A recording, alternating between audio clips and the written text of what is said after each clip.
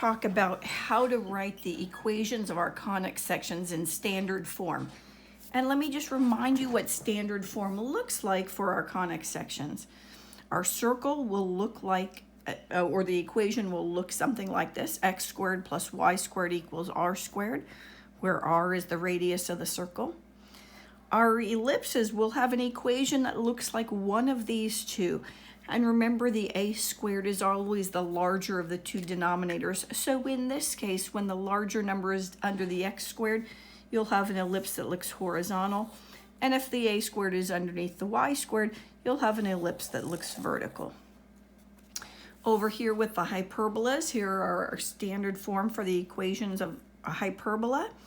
Notice the a squared is the denominator of the first term, or that term that has a positive coefficient. If we have the x squared first, we have a hyperbola that opens right and left. And if we have that y squared first, we have a hyperbola that opens up and down. And last, that brings us to the parabola. Here's our standard form for the equation of parabolas. Remember, p was the distance for, or the absolute value of p is the distance from the vertex to the focus or the vertex to the directrix. And when you have y equals x squared, the parabola opens either up or down based on the sign of p. If p is greater than 0, it opens up. And if p is less than 0, it opens down. And if we have a parabola looks like this, or the equation looks like this, the parabola opens right or left. And if the p value is positive, the parabola opens right. And if the p value is negative, the parabola opens left. Now, all of these equations are written in standard form, but they assume but they represent circles, ellipses, and hyperbolas with the center at the origin, and in the case of the parabola, with the vertex at the origin. Of course, all of these conic sections can be shifted off the origin. As in the case of the circle, we know the equation would look like this: x minus h squared plus y minus k squared equals r squared. And now the center isn't at the origin, but is at the point hk. And similarly, each of the other conic sections can be shifted off of the origin. So we're going to be talking about how to take an equation in general form and put it into this form for our conic sections. So let's talk about what general form looks like. The general equation of a conic section looks like this. And our job is to transform the equation into something that looks like one of these. Now, I do want to mention one thing. We have an expectation that we would have a circle, an ellipse, a hyperbola, or a parabola if it looks like this. But there are actually a few degenerate cases of conic sections. I'm just going to show you one so you can see what I mean. Here's an example of a degenerate conic section. It has this kind of a look. The equation looks like that. But let me show you what the graph would be. If I solve for y, let's just subtract 4x squared. And I'll multiply by -1 just so that it looks like y squared equals 4x squared. And if I take the square root of both sides, we know when we do that, we need to put a plus or minus in. We'd have y equals plus or minus 2x. And we find that this equation is equivalent to these two equations, and we would have a pair of intersecting lines. Their y-intercepts, so let me move this up a little bit.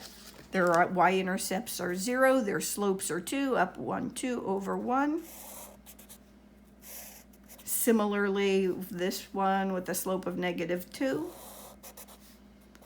And we have two intersecting lines, which is called a degenerate conic section. This is this degenerate conic section. But I don't want to focus on that. Let's assume that we have a general equation of a conic section, and it isn't going to give us any degenerate case. So now let's look at this. We have a general equation of a conic section that looks like this, I want to talk about the different possibilities. Suppose we have an equation that looks like this, and in particular, you're going to look at the two terms that are the x squared and y squared terms and their coefficients. So when you see that a and the c are equal, as in this case, we're going to have a circle. So we would do what we needed to transform the equation into something that would look like this. If we can identify the type of conic section we have, we know what we need to make the equation look like. If the two values for a and c have the same sign, but they aren't equal, we would say it's an ellipse. Sometimes people consider the circle to be a special case of an ellipse, right? So A and C having the same sign, right? In the case where they're identical, it's a circle. And if the A and C aren't identical, then we would just have a generic ellipse.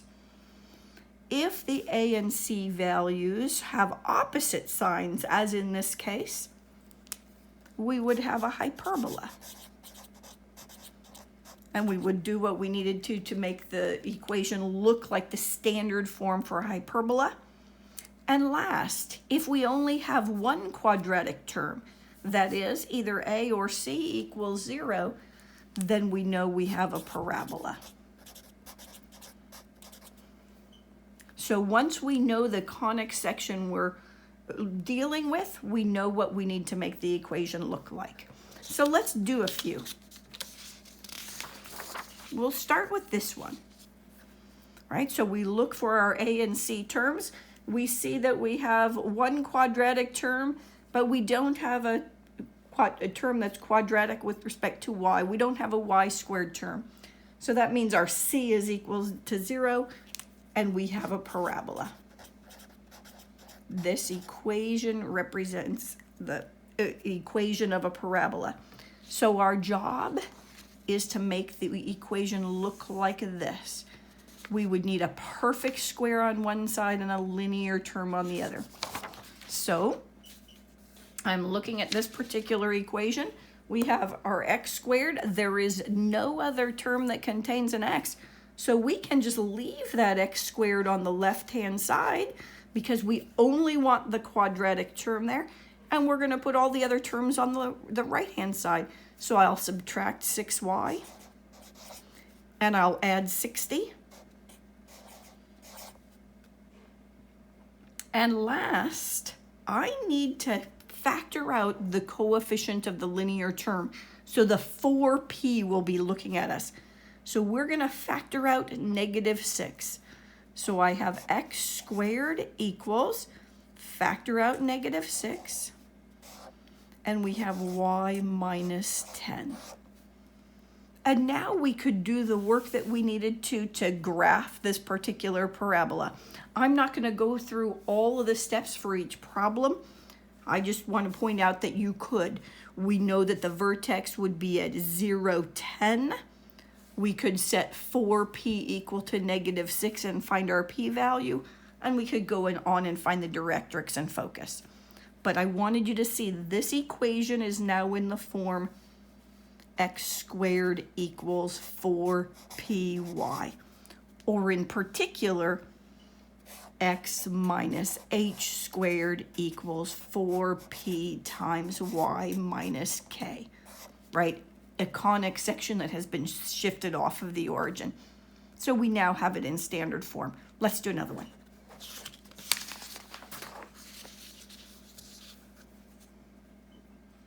And this one, let me point out that the a and the c, the coefficients of our quadratic terms, are coefficients of our x squared and y squared are the same. And if they're the same, we have a circle. So it doesn't take much to make it look like this. Notice the coefficients are 1. So we need to divide by 3. So we'll divide both sides by 3. And I didn't even write the fact that we were dealing with the circle. Let me write that now, just to remind you, we know it's a circle. So we have x squared plus y squared equals 25 over 3. And we have it in standard form. Notice it's centered at the origin. It was not shifted off the origin. And we would take the square root of 25/3 and represent our radius. But it's in standard form as it is now. Let's do another one.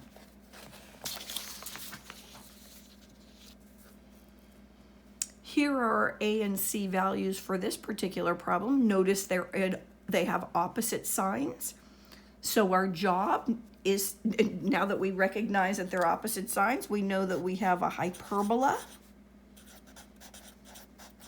So our job is to make the equation look like one of these two. So let's subtract 30. So we have the terms with the x squared and the y squared on the left-hand side. So we have 3x squared minus 5y squared equals negative 30. But we need a 1 right here. So we're going to divide by negative 30. Divide by negative 30, divide by negative 30. And notice we have the 1 that we needed. And now we have 3 divided by negative 30. Ooh, that's a negative. So it's going to be my second term. I'm going to move it over here. And I'm going to have x squared in the numerator and 10 in the denominator. And this term is going to have a coefficient that's positive because we have a negative 5 divided by a negative 30. So we'll have y squared over 6 as our first term.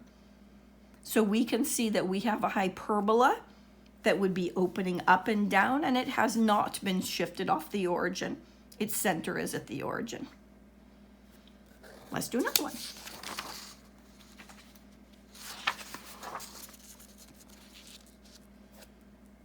In this particular problem, our A and C values have the same sign.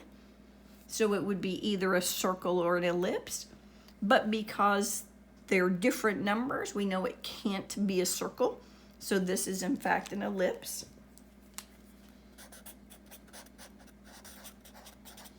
So our task is to make the equation look like one of these two. Well, we have the x squared and the y squared already on the left-hand side. We just need to make this be a 1. So let's divide both sides by 21. Let me write it again right here. 35x squared plus 3y squared equals 21. I'm going to divide both sides by 21.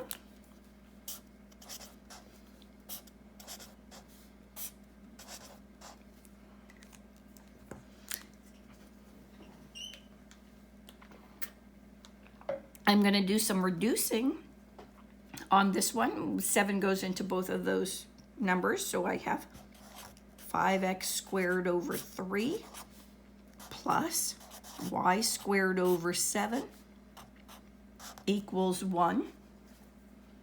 But it's not quite in standard form. Let's look again at this standard form. The x squared is in the numerator, and there's 1 there. There shouldn't be any other number here. So we need to change it just a little bit. And I want you to keep in mind that this x squared is being multiplied by 5/3. And if you consider a number being multiplied by 5/3, we know that that's equivalent to that particular number or expression being divided by 3/5. So x squared is being multiplied by 5/3. I'm going to rewrite it as x squared divided by 3/5 plus y squared over 7 equals 1. Now, you might not find these numbers too lovely, but this is the standard form for this particular equation. And you could graph this with a center at the origin, And in the x direction, going over the square root of 3/5 in both directions. And in the y direction, up square root of 7 and down square root of 7, and you could graph your parabola. Let me mention one more thing about getting from here to here. I wrote this as one way of thinking about how to get here. Another way you could do it is think about multiplying the numerator by 1/5 to get the 5s to cancel, and multiplying the denominator by 1/5 so that it is mathematically valid. So the 5s cancel here, and then we get the 3/5 down there. Just another way to think about it. Here's our next one. Notice we don't have an x squared term, so our a is equal to 0. So we have another parabola. Now this one is quadratic with respect to y, but we have another term that has a y in it. That means if we're going to write it with the y squared on the left-hand side, we're going to need to complete the square so that we have a perfect square on the left. And let me show you what I mean by that. I'm going to leave the y squared and the negative 6y on the left. And I'm going to subtract 8x and subtract 33 to put them on the right. All I want on the left-hand side is the perfect square. Remember, this is our standard form for a parabola, just the perfect square on the left-hand side. So my goal is to get the perfect square over here. Well, we need to complete the square then. And you know, to do that, we take half of this negative 6, which is negative 3, square it, that's positive 9. So we would add 9 to both sides. So we have y minus 3 squared equals negative 8x. What is that, minus 24? And we need to factor out the coefficient of x so that our 4p will be looking at us. Factor out that negative 8.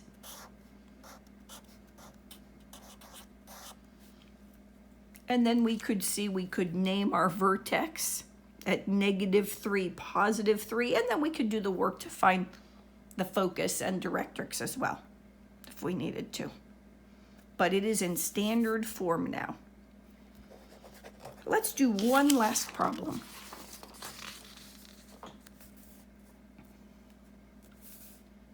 Here we have our x squared and our y squared terms.